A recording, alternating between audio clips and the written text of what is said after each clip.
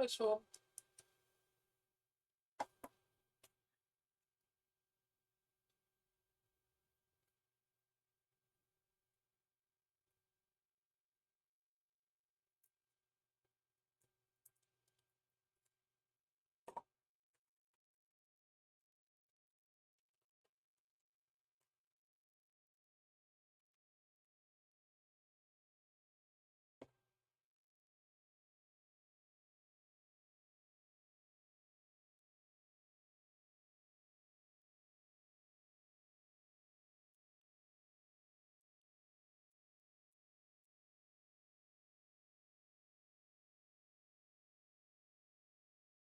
Bye, G-pin.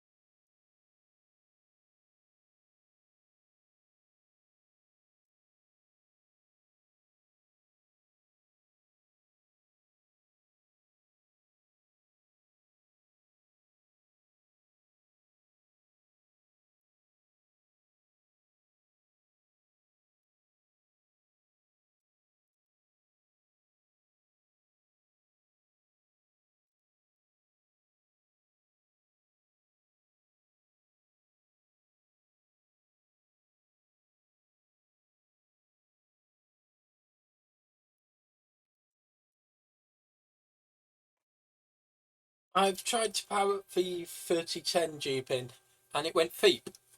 It didn't go brilliantly, but we got something out of it.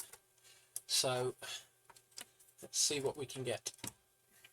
So I've put the battery back in it.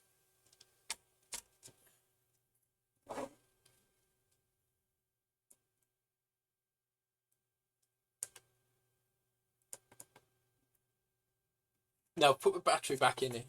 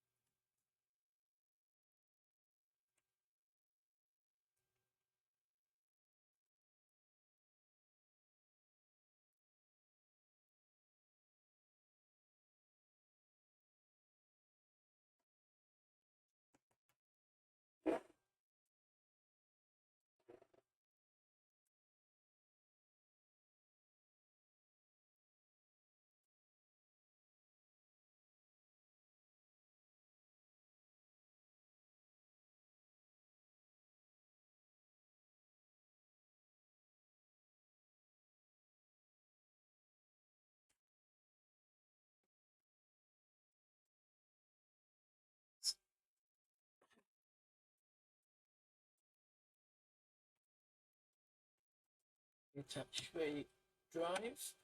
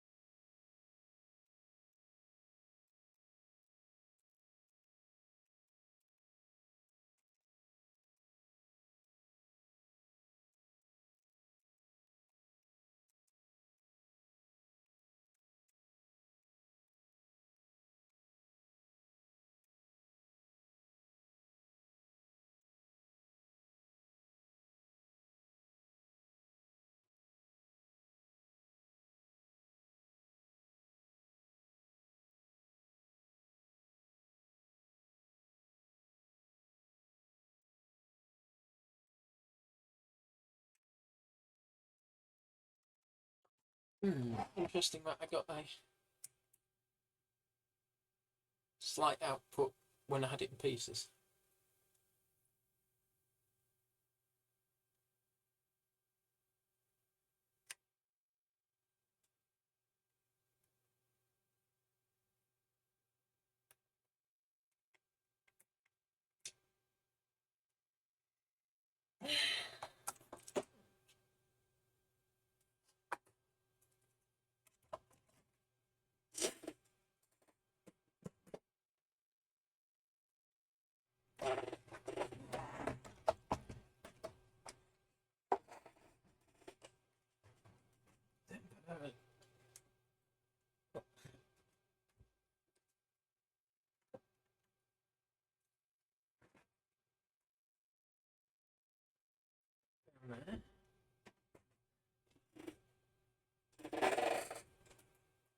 See if I get anything. This one is currently missing its battery.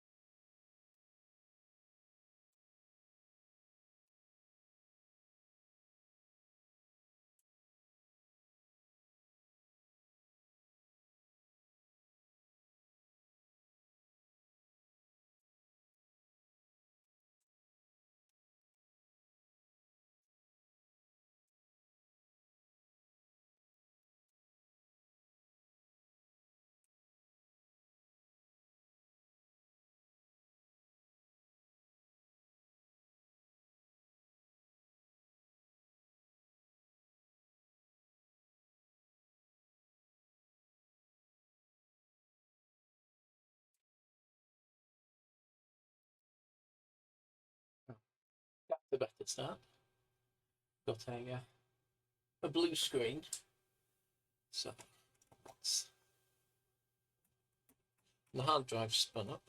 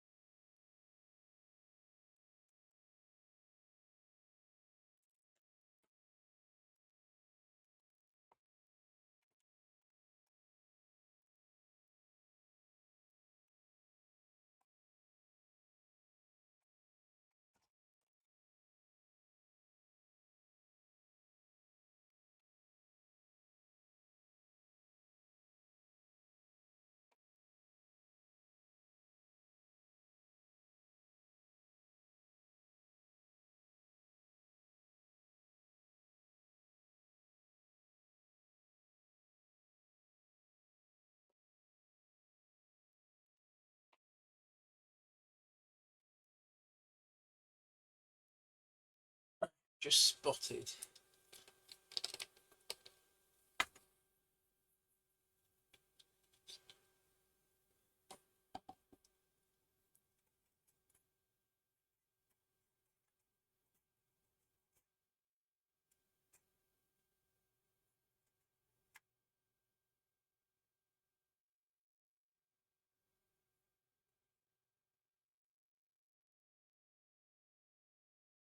There's a little bit of green down here, which is not entirely surprising because there's some on the side of the DIN for the mouse.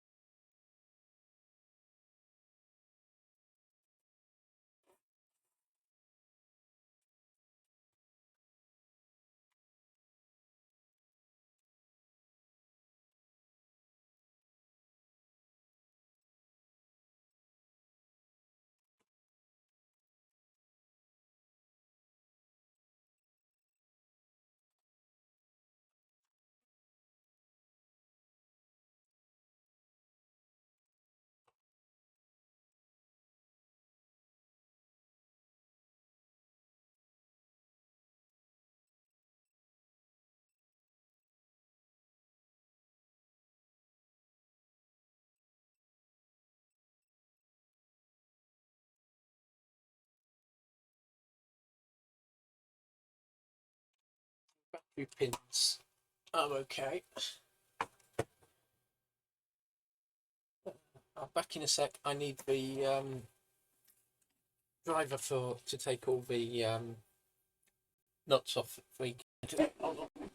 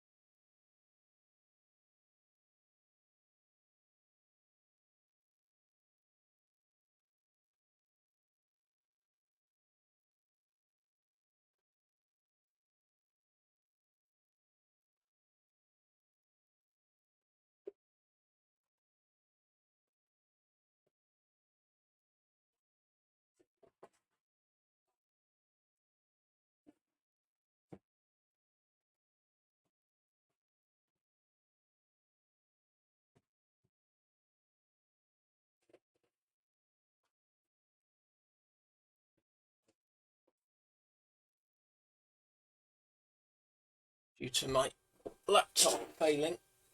I had the iFixit up in the other room.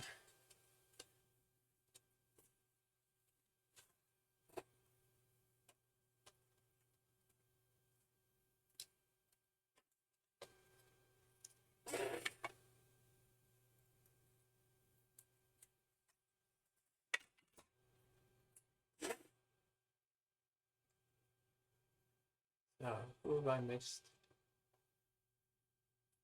Okay, so hi Dap Uncle, Johnny, Majenko, Mrs. Danville, and Terry.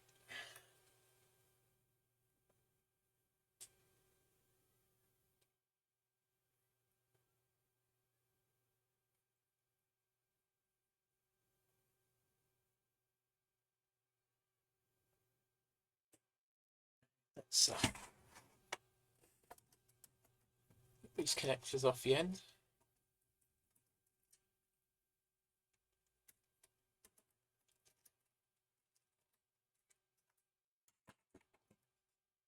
Before I forget.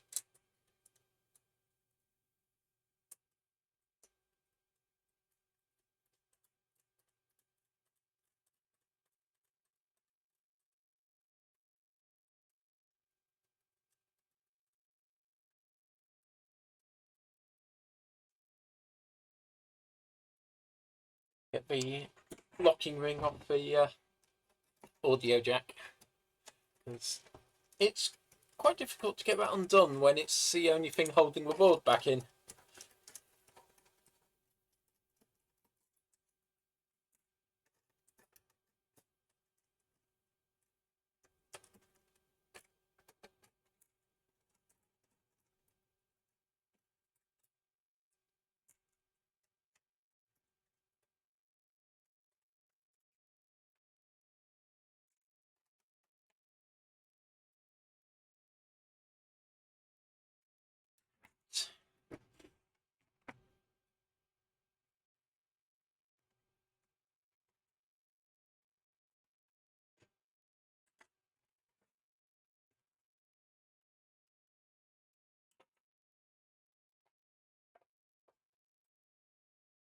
This small one, I think it's that one.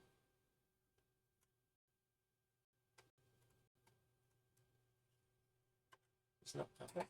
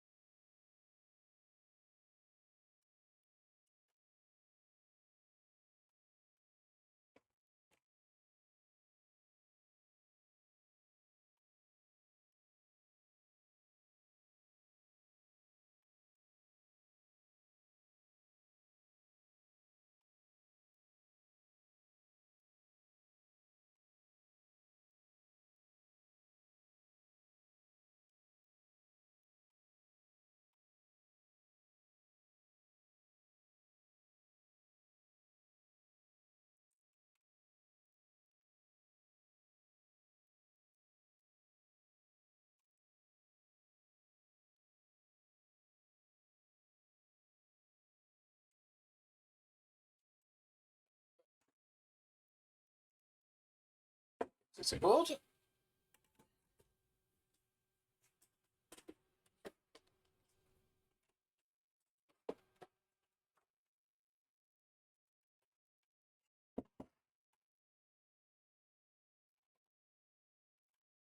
What we need now is another battery.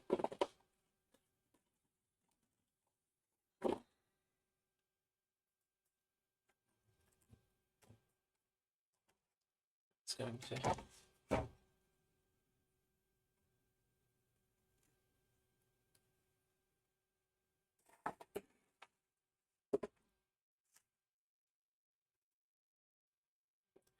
back.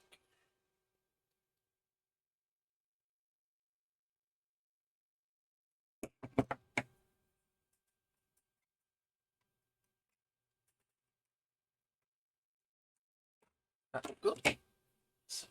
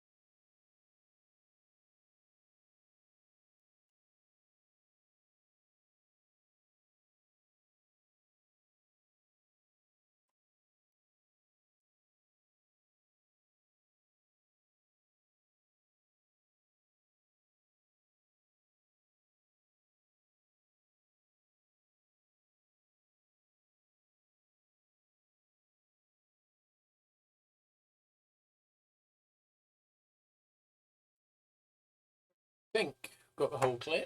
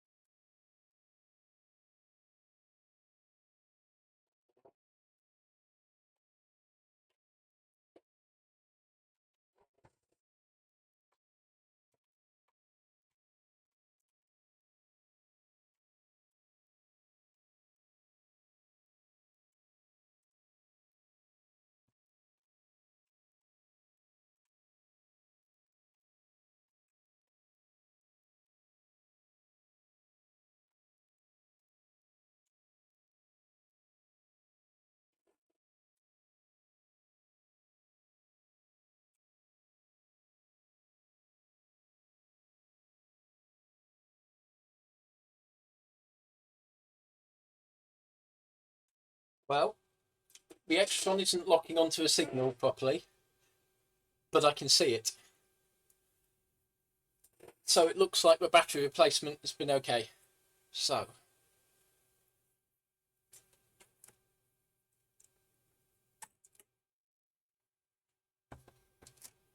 it's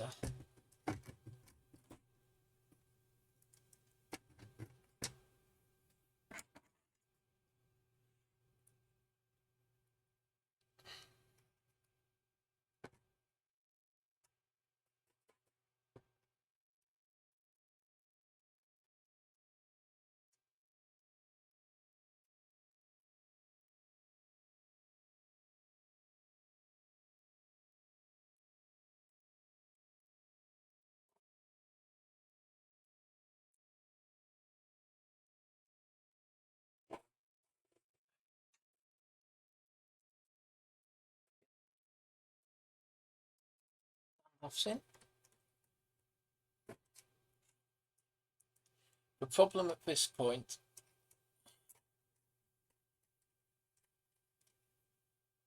is the standoffs connect the motherboard to the tray, but at the moment there is nothing holding the tray into the machine.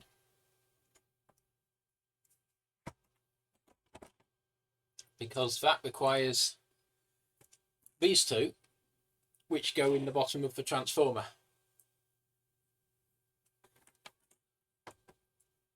So I've discovered the trick is to put a couple into the standoffs into the back to hold the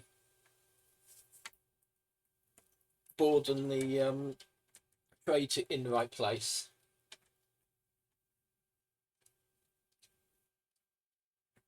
And then put the screws into the transformer to hold it in the whole lot into the case, and then I can put everything else in the back.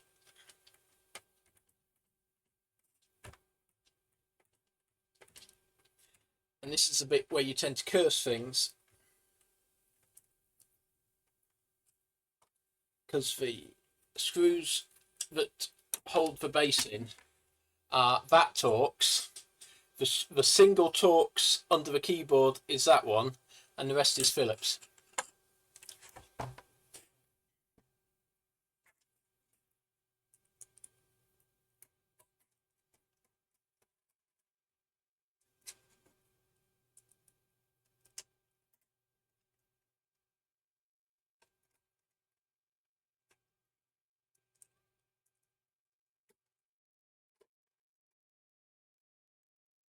So we'll get the rest of the standoffs in. Hi, Brenna.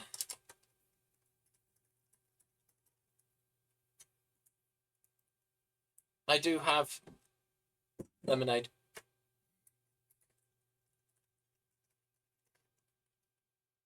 Haven't opened it yet, but I do have it.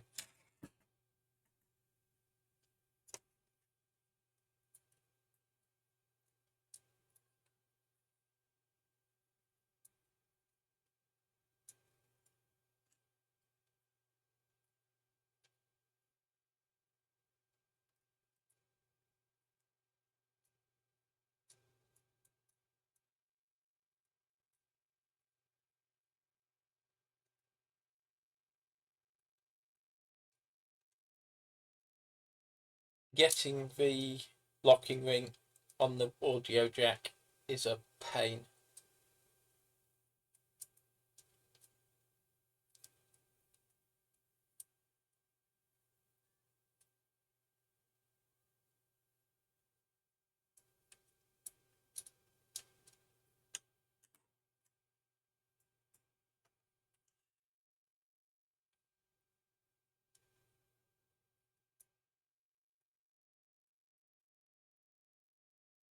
Yes, yesterday was a cat in glasses. Today I have discovered one of my video game high school t-shirts. The other one I know where it is. I wear that a lot more.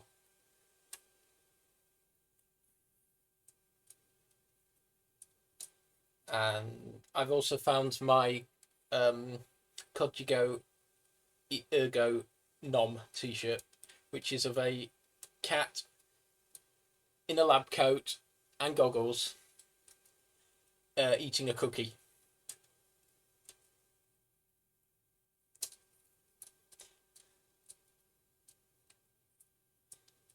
Oh, fudge.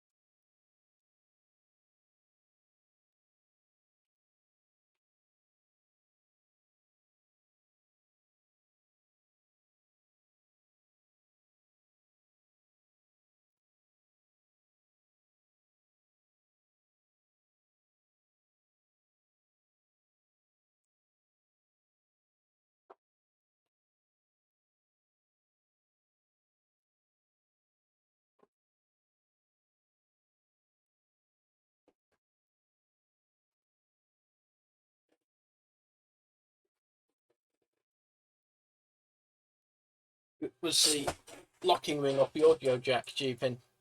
It fell on the floor.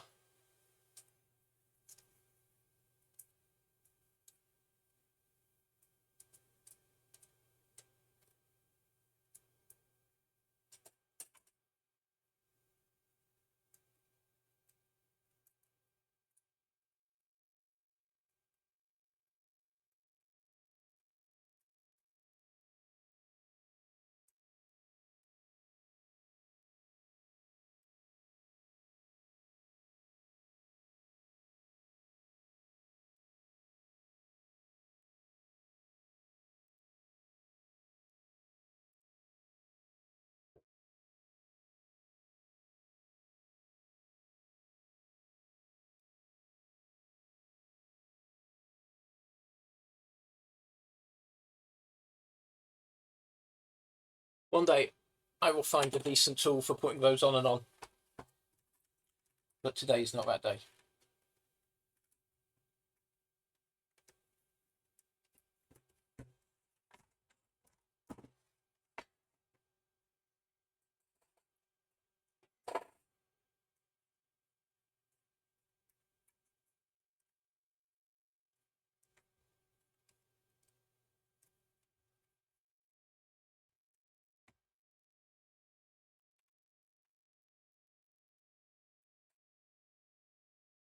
Let's see if I can get all these bits on.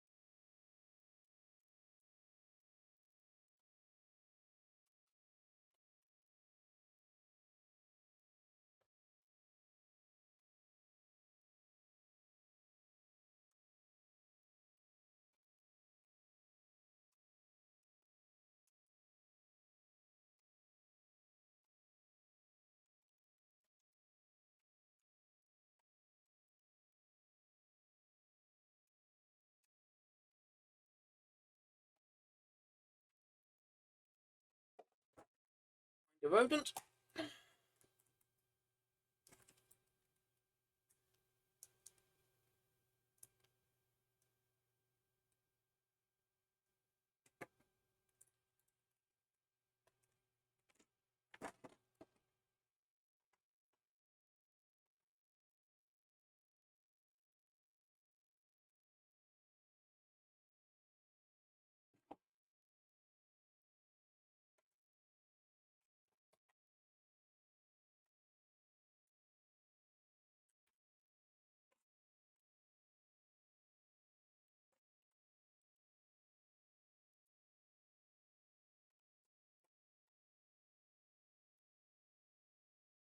when working on these, I do get the urge sometimes to just go through them, work out all the screw types, and then change them all to the same head.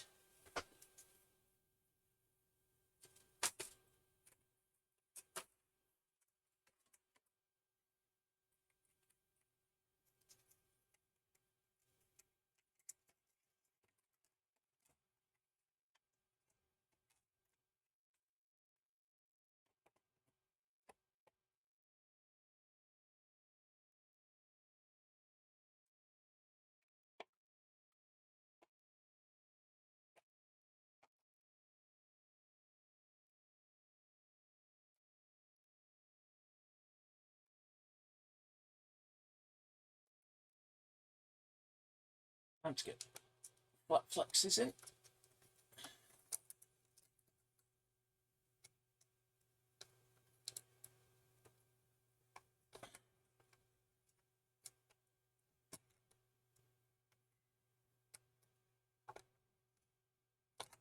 Yep, right.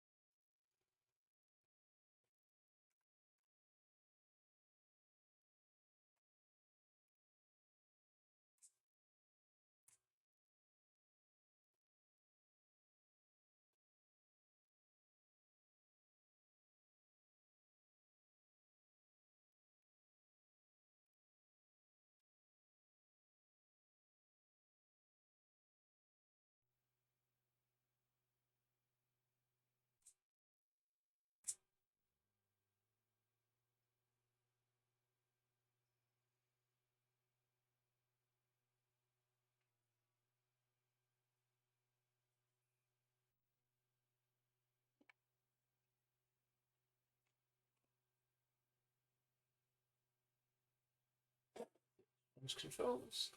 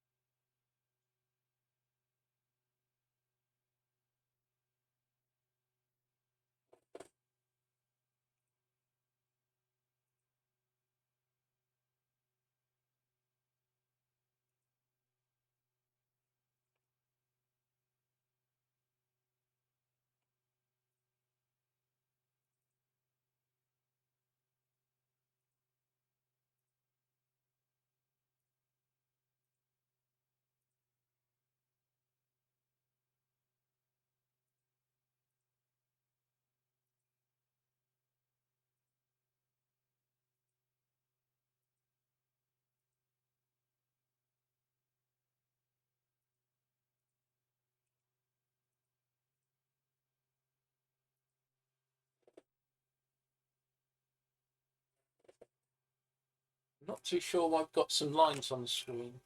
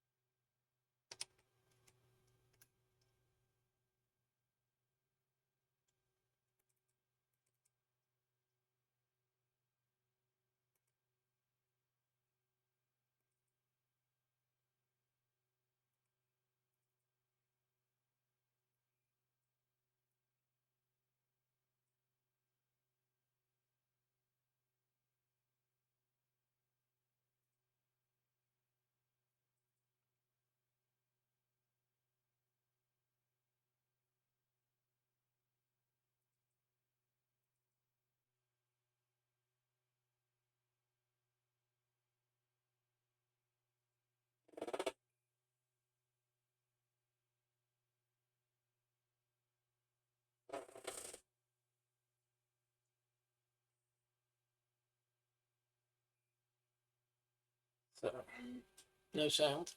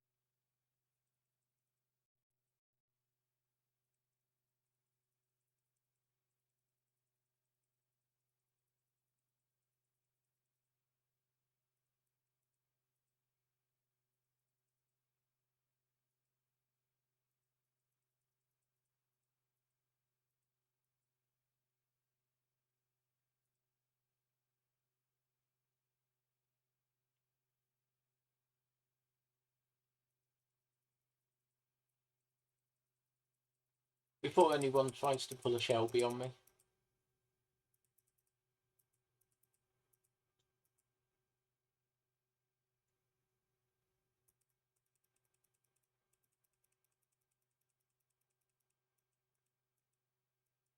Exactly, Jupin.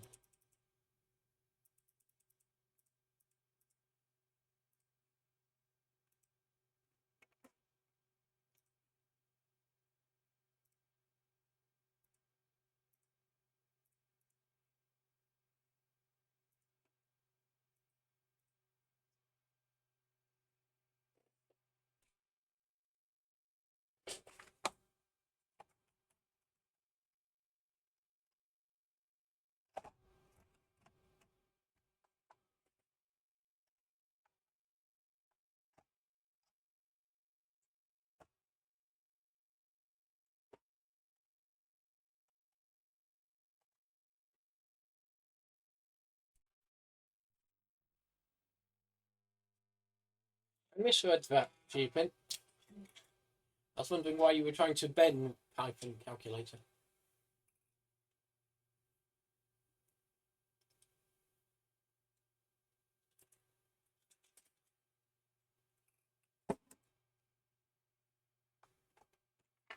Hey, that's not happy.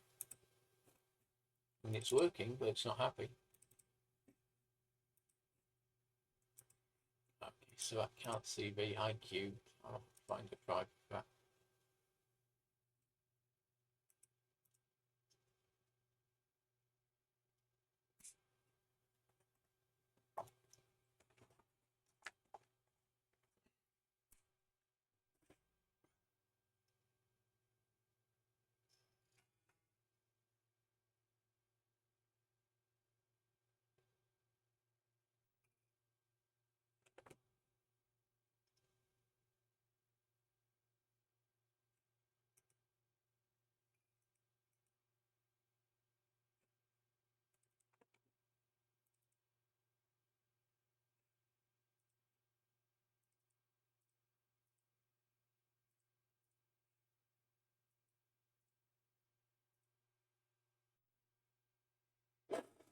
Okay, so it's something to do with the Extron picking up the output from this VIDC, sends it that weird browny colour.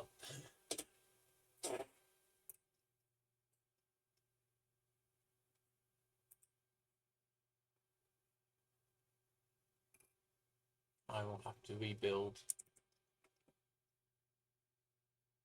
the system on this.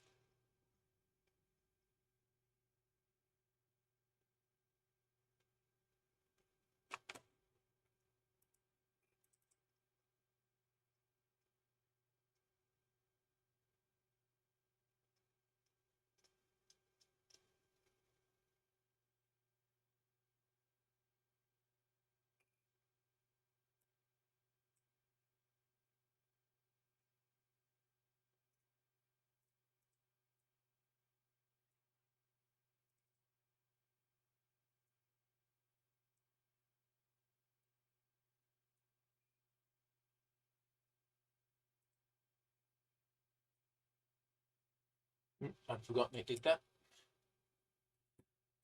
Well, to be fair to Swarm, there are Unix derivations that will run on certain RISC OS machines, so technically it's already ported.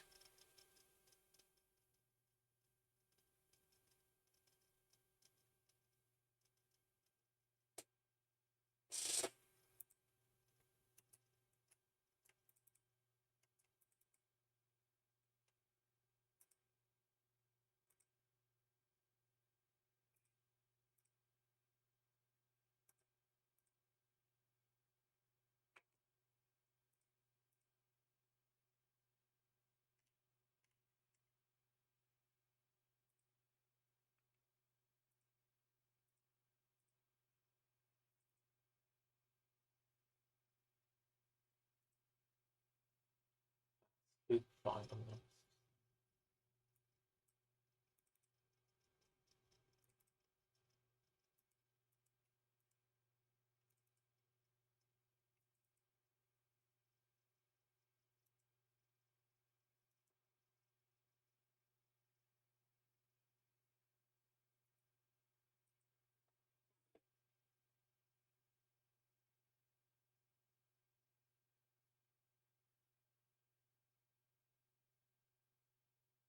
Oh, what it is, stupid. Pling system, which was replaced with Pling boot in later versions, is the update to RISC OS. So if you have, say, like this one, this will be 3.1 maybe.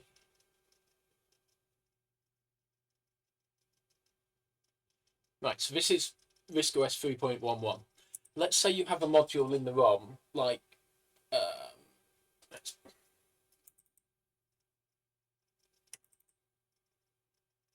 right, so let's say you've got this one, the WIMP module. The version in the ROM's out of date. How do you replace it when it's in ROM? Well, the way RISC OS handles it is when the system sees the Pling system file, and it loads it because it's an application, but any modules that are in there overwrite by running from RAM the ROM-based versions. So if you want to upgrade a module or add a module, it goes in system. The RISC PCs take this to the extreme. They have the newer boot system, Pling Boot. They can replace the entire OS if you have enough room.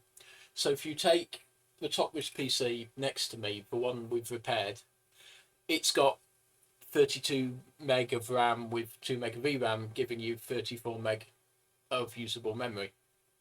So we'll ignore the video RAM because that changes size.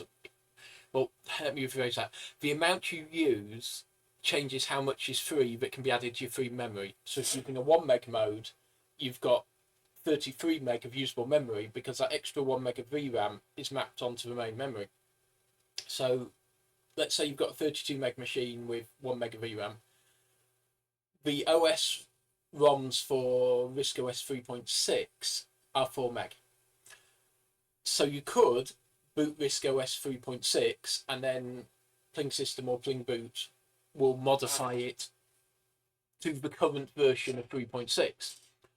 Or you can put the entire OS in there, which is what these do. So they boot up the ROMs from 3.6, hit Pling Boot, which then loads 4.02, and the machine then reboots and runs RISC OS 4 from RAM. So now you only have 28 meg of free RAM, but you have a new version of the operating system without changing ROMs. And you can do this for RISC OS 5 as well. I've never tried it with 6, but you can literally load 3.6 in ROM, 4.02 in on the disk, and 5 on disk, and you could literally tell it, this is the version I'd like you to boot to, reboot the machine, it will then boot the ROMs, hit the soft load, copy them into RAM, reboot using those of the operating system, and off you go. So it's a very flexible system while still being exceedingly quick to boot.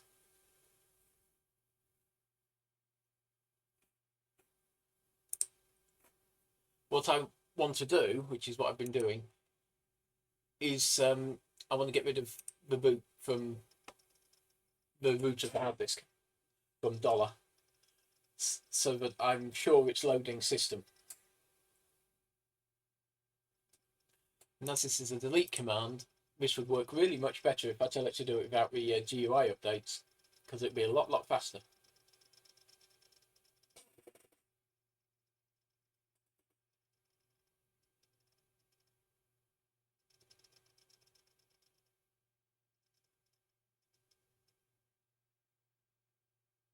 Yeah, if you turn off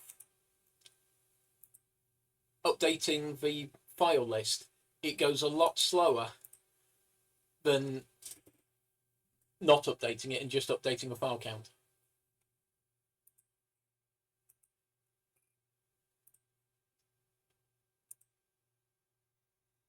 You've got to remember this is a first generation Seagate 2.5-inch. I'm going to have to dig out a copy of the original system.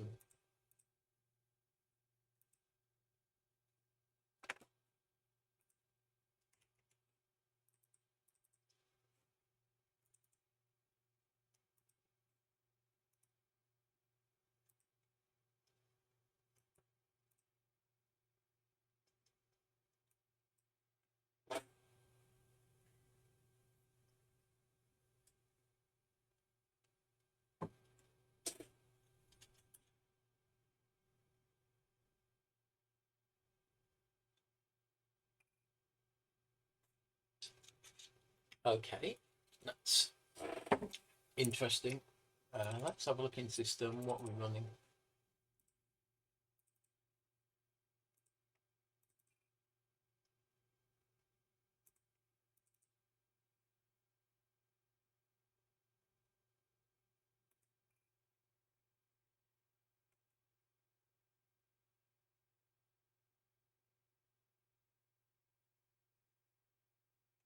That's why it's having problems. Okay, this isn't the right system.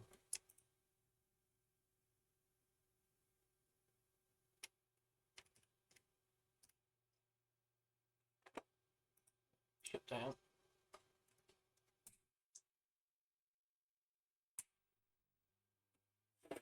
Give us a hard boot.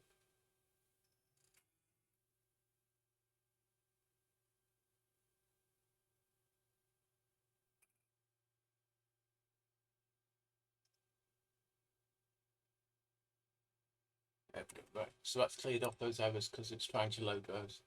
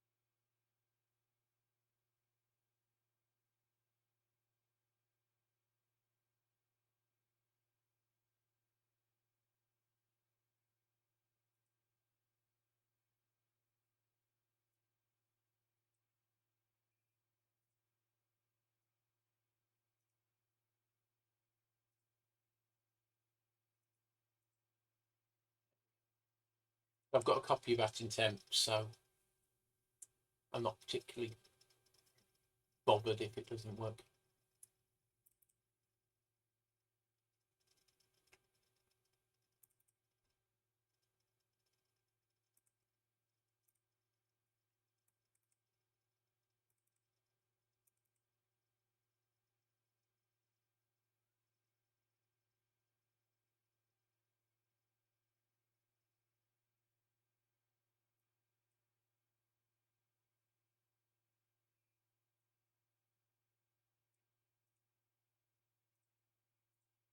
Yeah, let's do that with a root one. Right, let's take the back so it's unprotected. Nuke that.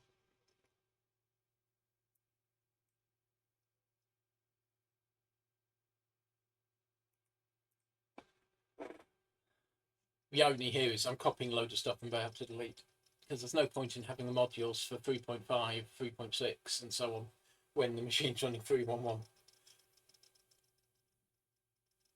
But I don't want to delete them from the original one in case I need a copy of it, and I don't want to have to go through digging through floppy disks to find a copy of the clean system.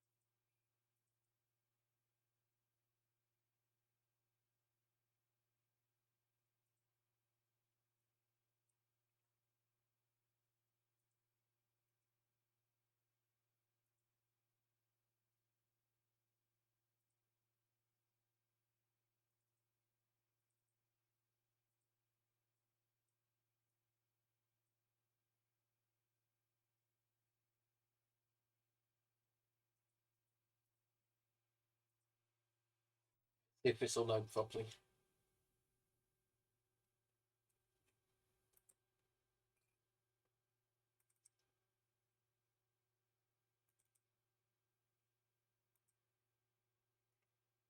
Still try and call the system call, which doesn't exist, but I will fix that another time. The bigger problem is that we still don't have sound.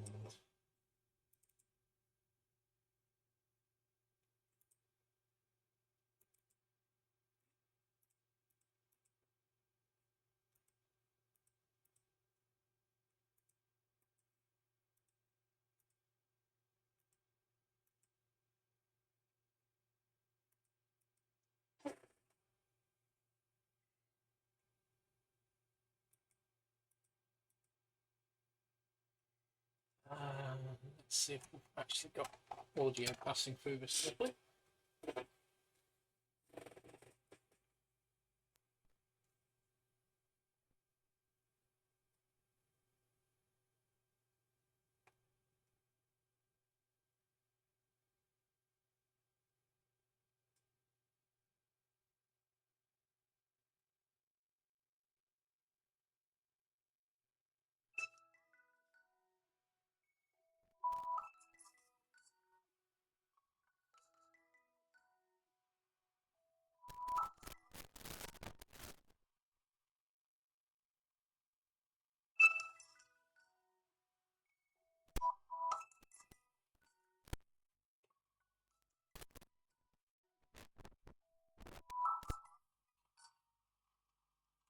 That is working.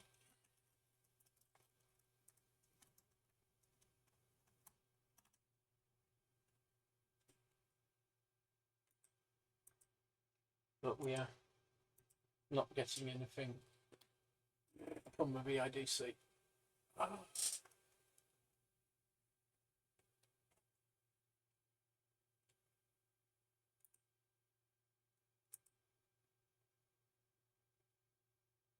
Right, that's going to be pain. It's going to be a pain for another day.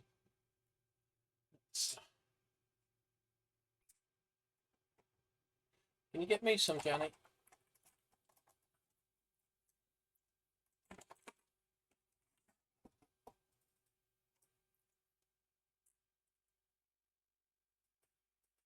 I have not yet decided what dinner's going to be.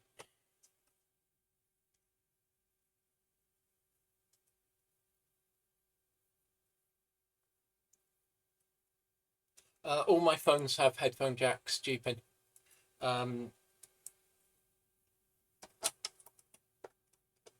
My backup one, which I was just using, is a Motorola, switched to Lenovo, and my OnePlus also has a headphone jack.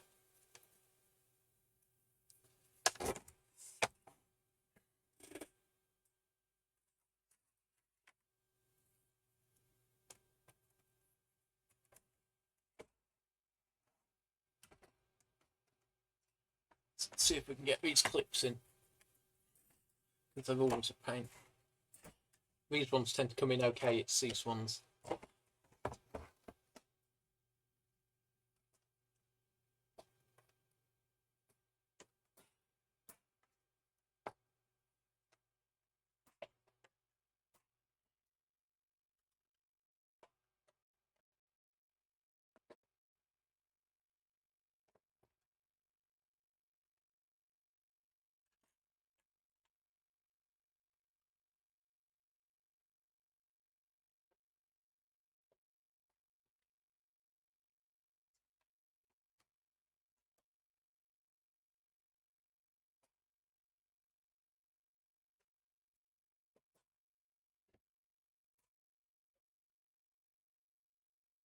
That's meant to be. That's how it likes to be. These are the two screws that basically hold the entire machine together.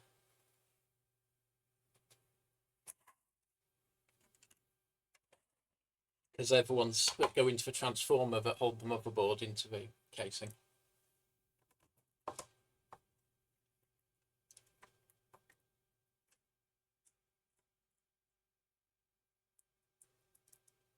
Hi Matt.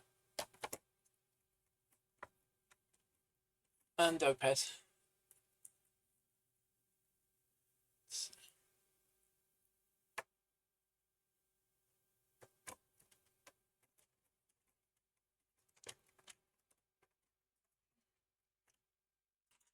Right, so we've got one that doesn't quite want to work, but is working.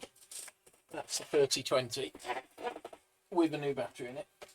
We have the 3010, which is gonna need a scope to have a look at properly. The 5000 is working beautifully, which is nice, and is now using a floppy emulator, so that makes life a lot easier. I've got a bag of screws for 5000 because I could for 3010 because I couldn't be bothered to put all the screws back in it.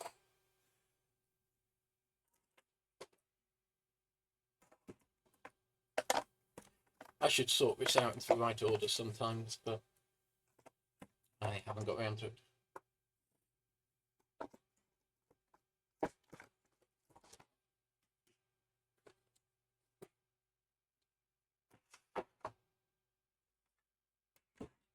And I have now found the missing bit from my fix-it kit, which was the magnet, which I found stuck to the underneath of the A3020's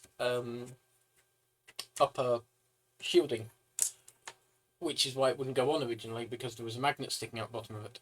It sounds like the sort of thing that would happen on Ben's stream.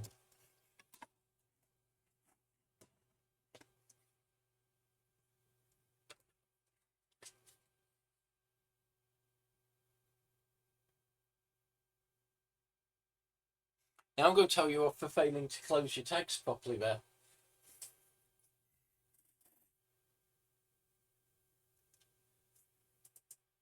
I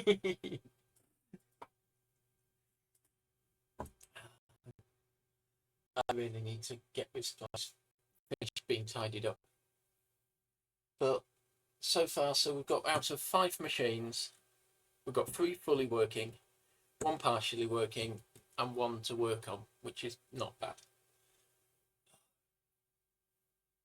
I suppose at some point I should drag the Acorn based machine up here, because I do have another ARM based system and it's not an Archimedes.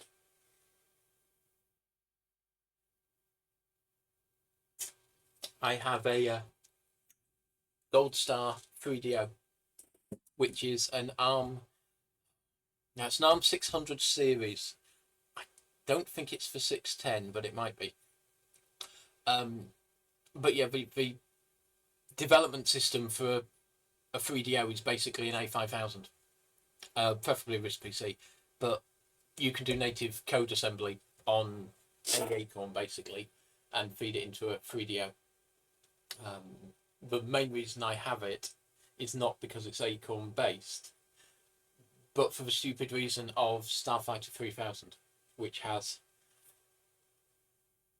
4 main versions. So I've got Starfighter 3000 from an Acorn, the original. I have the Sony PlayStation version, the PC version, and the 3DO version.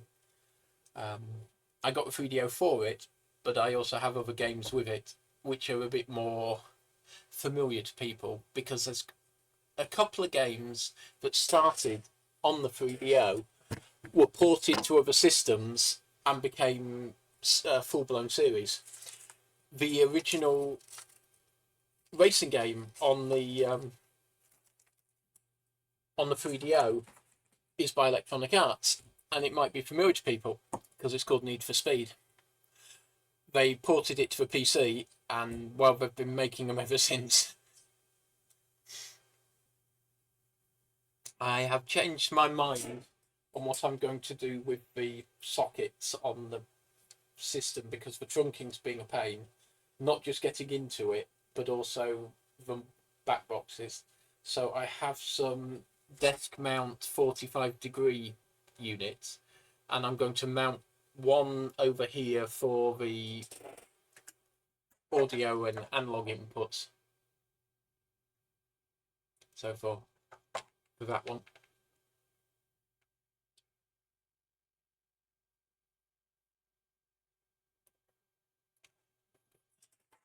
And I've got a second one coming for the HDMIs, which I don't know I'm going to put yet.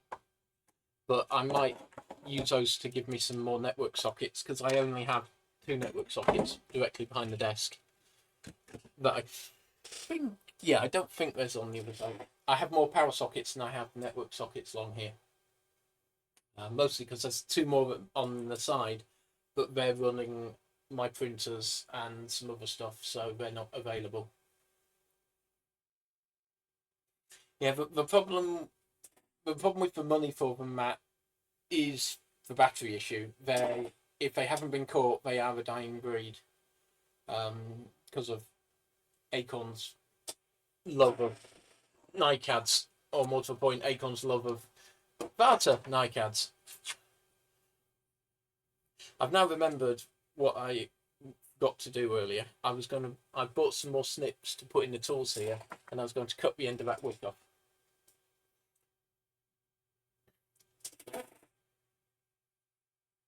Did they put was it an iCAD in there? Because Acorn's familiar with either, hi, let's have a leaky battery and dissolve the machine, which they're not particularly fussy whether it's an iCAD or an alkaline. You know, either of those will happily sit there and leak and eat the board. Or you get the lithium battery issue where they messed up the design. For those who don't know, I know I've said this before. The BBC Master was designed to have a AA sized lithium as its CMOS battery. It's the first Acorn with a CMOS system. And they changed it for an alkaline at the last moment and didn't disable the charging circuitry. So BBC Masters have a tendency to explode. So, like I said, Acorn aren't particularly fussed what type of battery it is, so long as it leaks over time. Whichever one they fit, it will leak.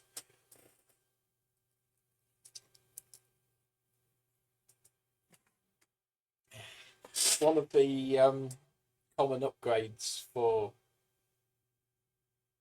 Acorns is to put in something that won't leak. I haven't on these. The Nimmo is probably the best bet in the wrist PC. But one of the tricks is to shove a limiting resistor and protection diode in, and just put in a CR32, 2032, and use that. Oh, it's probably the same Varta that Acorn used. One of those.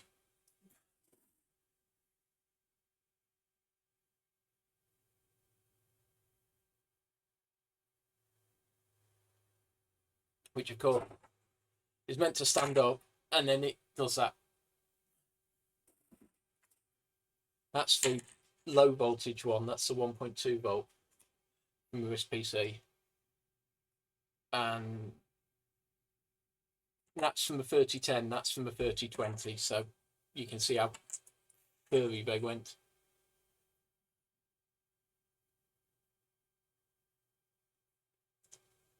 Yeah, see on the Acorn, so we don't bother with taking out expansion cards. We go for the whole motherboard. As you've seen, they're never in a good position. The 3000 is actually one of the worst. It uses that battery, but it doesn't vertically mount it. It's horizontally mounted, and it's right in the. I'm not going to say it's in the middle of the motherboard. It's to the side, but it's right in the middle of the main custom chips. So if it starts disintegrating the board, unless you've got another genuine Archimedes, because the 3000 is an Archimedes, not an actual A series, you are screwed at getting spare parts. Because it'd be like on the Amiga taking out the Paula and going, well, I'll get a replacement. Yeah, your most likely replacement is going to be coming from another machine. This is actually one of the issues with the wrist PCs when trying to buy one. You can buy replacement parts for almost every part of the wrist PC apart from the motherboard.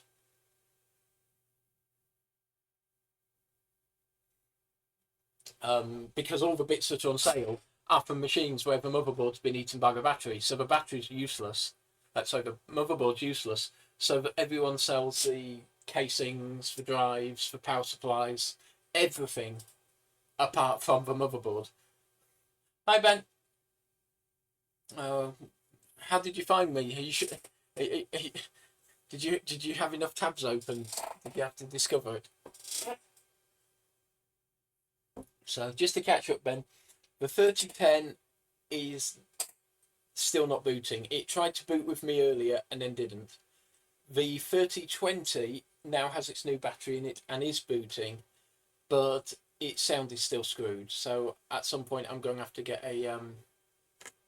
I'll probably borrow one of Simon's mini scopes, and we're going to have to chase the audio circuitry backwards through the board and see if we can find what's happening there. So the 3010's sort of back together. It's got the lid on it. The 3020 is fully back together.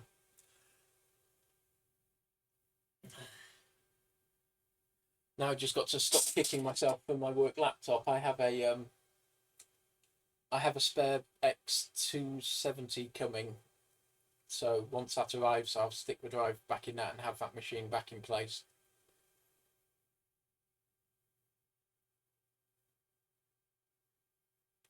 But I'm the one who throws the cream eggs.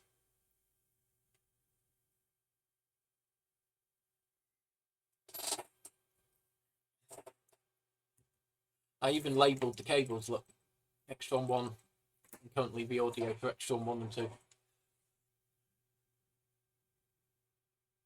And I have the labels when I do the HDMIs. I think I've got the other analog cable in place. No, I took it off. So somewhere there is an HDMI, a VGA cable with a sticker on it that says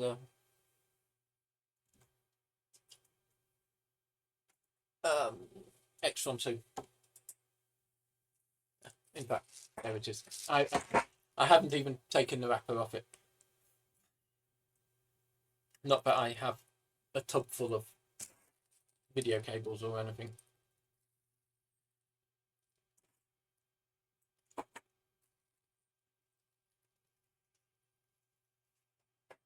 I don't know around here, Ben. There's some vicious savages around here.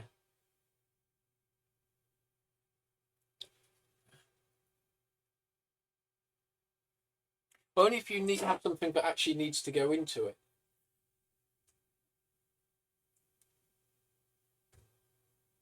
I also collect DVI cables from monitors that come with DVI and HDMI and VGA. But Majenko was right. I'm sure he'd like to clip that one. Because yes, this Extron is the perfect match to the Acorns.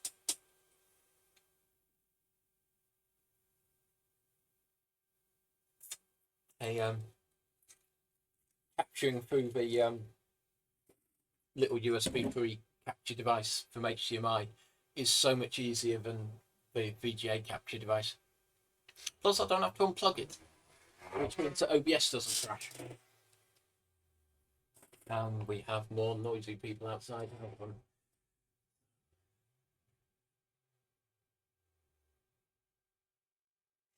I don't think I've any still wrapped DVI. I've got unwrapped DVIs. In fact, there's a couple on the desk back here because this machine was twin DVI to the monitors.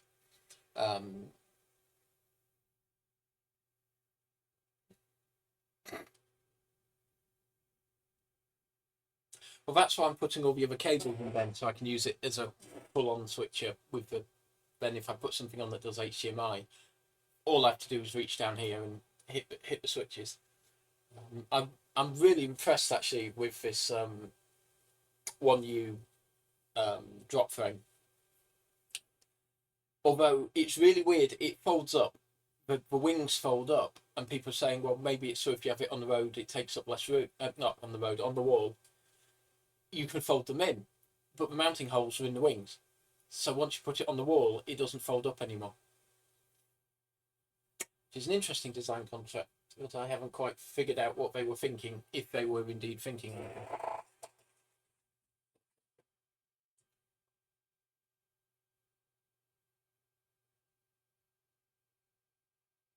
You can tell this is my house, because just to the side I spotted a hard disk, and it's a Toshiba 1TB 2.5-inch SATA. It's like, yeah, I've just got spare 1TB just sitting off to the side. I mean, to make life more fun, I have as if anyone needs a genuine mouse.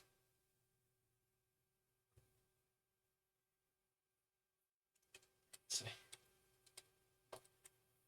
you know, one of the best products Microsoft's ever made, and it's a mouse.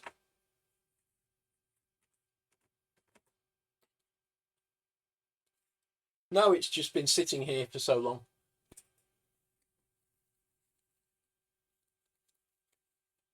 You know, I've had this mouse pretty much since they released the Microsoft Mouse 2. And it's yellowed a little, but not by much. If I wanted to go for more UK-centric classic stuff to confuse people, she says, looking at some RAM. We've got a couple of boxes of RAM down here I need to deal with. But yeah, I've still got. This tells you how long ago I've got stuff sitting on the desk from. Let's see. That wasn't actually one of mine. Actually, no. Yes, it is.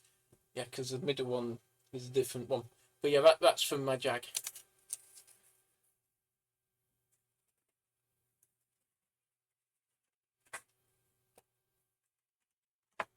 I have a genuine Logitech.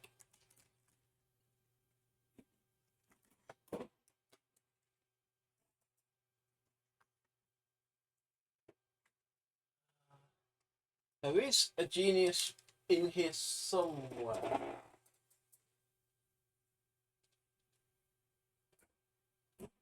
Yeah, it's one of the later models. I'd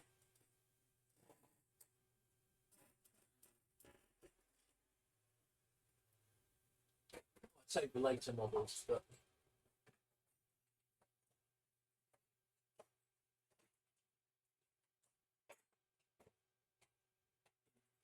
that's not coming out today. But it's one of the grey wheel mouse rather than the one with the green rocker switch that acted as your wheel. I actually quite like the rocker ones. I actually preferred them to the wheels.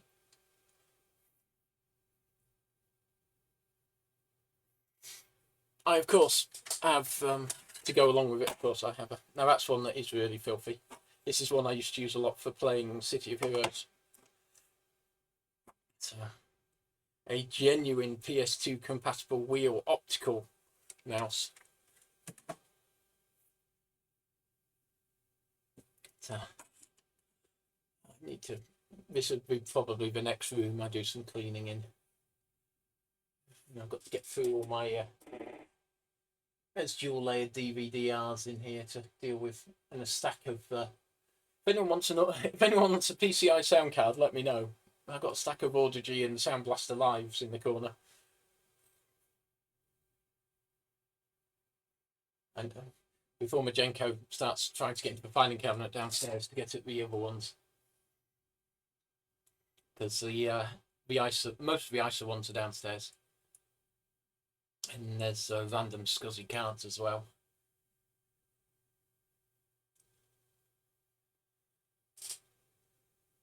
Right. Well, doesn't need a crowbar. It's not locked. You just have to figure out where the filing cabinet actually is.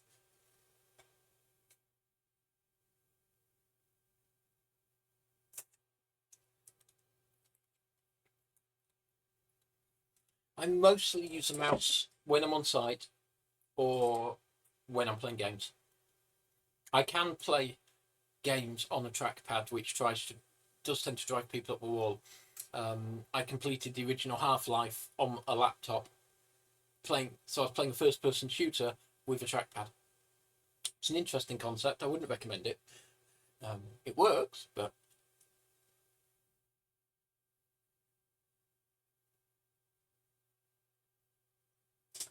yeah, I always count on my machines because the number I use is huge. So you get machines where they have an external keyboard and use the trackpad on the laptop. Some people who have mice on them, some people have both, some have none. The real thing I'm missing at the moment with missing the X270, I can't go to a site and just plug into their docks because my temporary Vostro that I'm using doesn't have a USB-C port.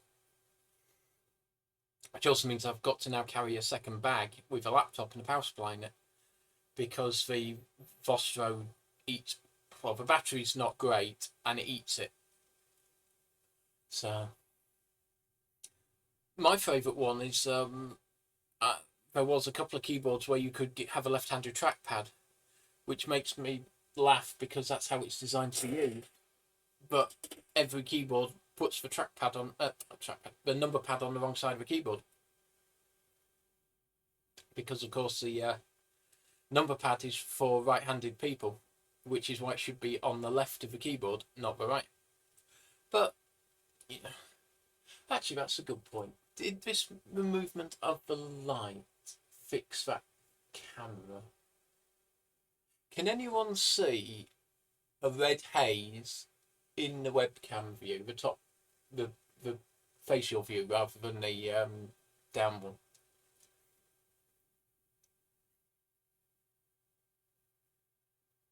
Oh, that's good. So if I put the light further over to that side, it doesn't light up the webcam. Well, are you going to duck now, Dupin, before something comes flying towards Canada? You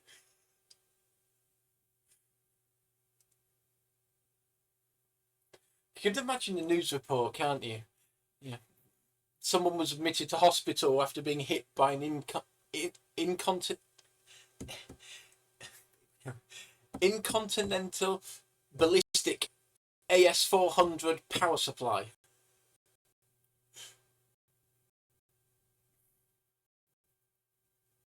Now that's the Jeepin after he gets hit on the leg with a power supply.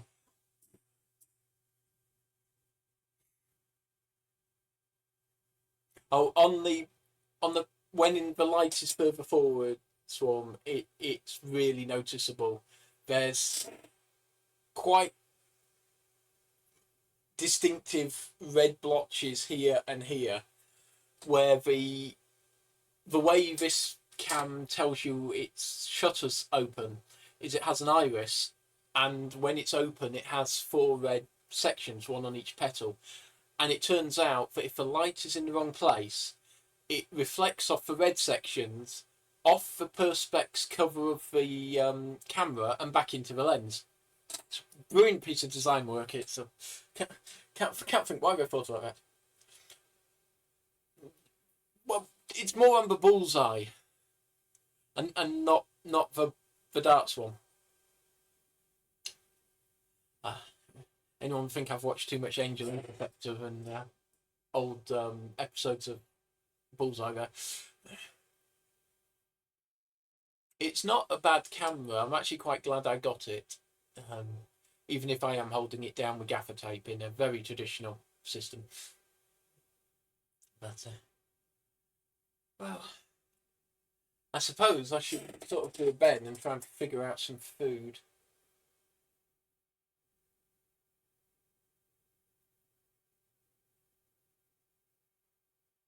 And then probably see basically all of you later.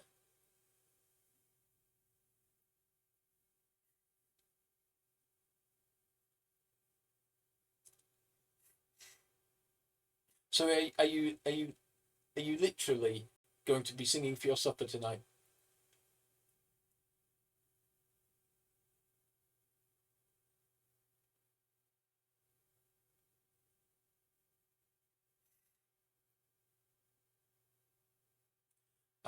I'm not one for mustard, Swarm. I have some buns, so this could turn into something like chicken burgers. Although I'm not quite hungry at the moment because I grabbed a couple of sausage rolls on the way home. I tried one of the Greg's chicken rolls.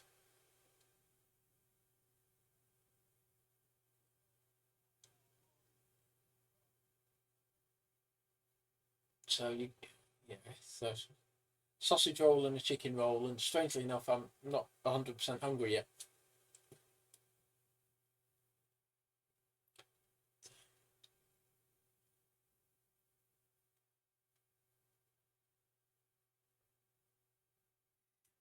Right. Well, thank you everyone for joining me.